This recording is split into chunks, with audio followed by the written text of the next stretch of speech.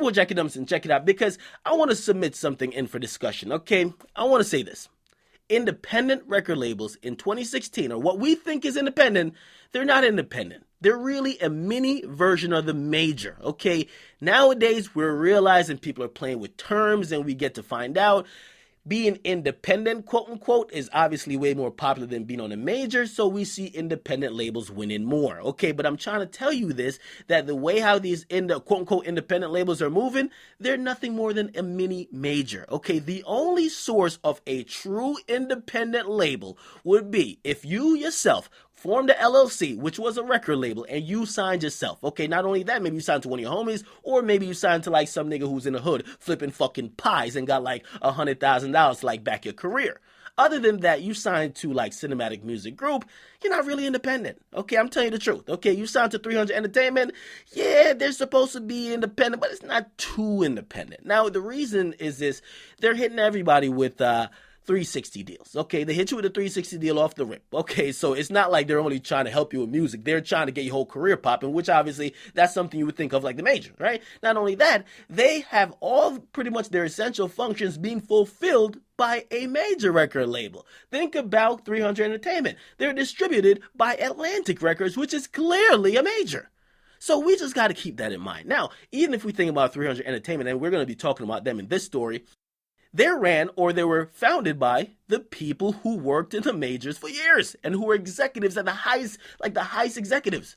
We're talking about Lyor Cohen, Kevin Liles, Tom Moskowitz. These guys worked at Warner, right? Executive positions, president and shit, right? And then they also worked at Def Jam, okay? Now, here's the thing.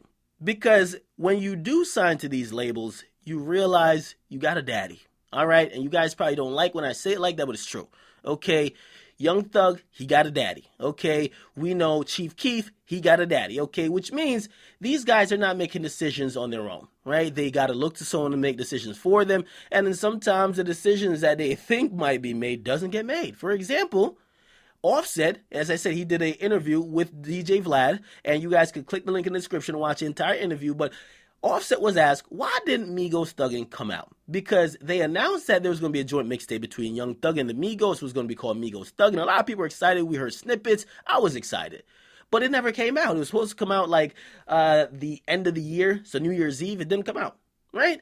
Now, Offset was asked, why didn't it come out? And he actually just kept it real. He said, honestly, Lyor Cohen, he pumped the brakes on it. He pressed the stop button. He's not signing off on it. Now, it's a little bit shocking to hear that when you hear somebody claim independence. Because when I'm thinking about independence, you do what the fuck you want to do. You don't really march at the orders of somebody else. But these guys are not independent, as I keep saying. You know what I mean? Of course, they're getting probably a nice bag. That's what they like to call it. They probably got like a nice sum of money to sign.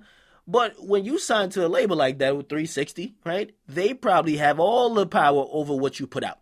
So the reason why MigosThuggin did not come out is because the record label owner said, no, it's not coming out. Now, I don't even fault him. Don't think I'm like criticizing him. I mean, I want the music as a fan, but if you think about it on a business level, I completely understand it. Why wouldn't I, right? They're putting out way too much fucking music for free, right? And I'm thinking as a businessman here. They're putting out too much music for free too quickly, and you get to find out that the music, it becomes almost like fast food music, diarrhea type of music, right? You gotta eat it and shit it out the same night. Laxative, okay?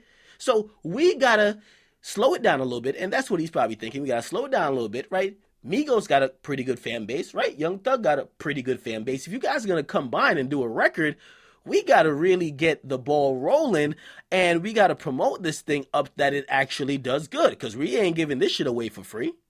The artists talk like they were going to give it away for free, but the record label owner was probably saying, hell no. So we have to be very cognizant of that fact.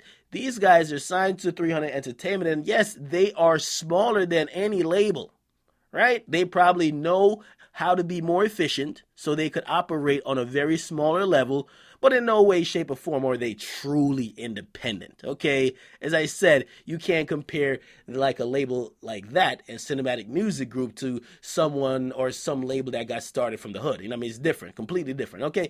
So get in the comment box, make sure you guys like, but just giving you guys a explanation of why MigosThuggin didn't come out. Obviously, the record label owner said, no, we ain't having this shit. We can't get jiggy to this shit. You niggas trying to give out free music again? Nigga. And also, you're probably looking at Young Thug, like Young Thug. You got a single called Best Friend that's actually like number 60 on the charts. It's kind of approaching top 40.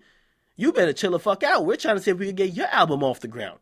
And we know Young Thug's daddy, Lyor Cohen, has pressed the brake a couple of times on his album coming out. So, hey, that's just what it is. So instead of blaming the artist when you see these delays, you got to look towards, at least for 300, you got to look towards the person who's leading. They're making, obviously, business decisions, and probably business decisions that's good for the money. Not too sure if it's good for the fan thirst. So get a comment box. Make sure you guys like, definitely subscribe. It's your boy Akademiks, man. How about?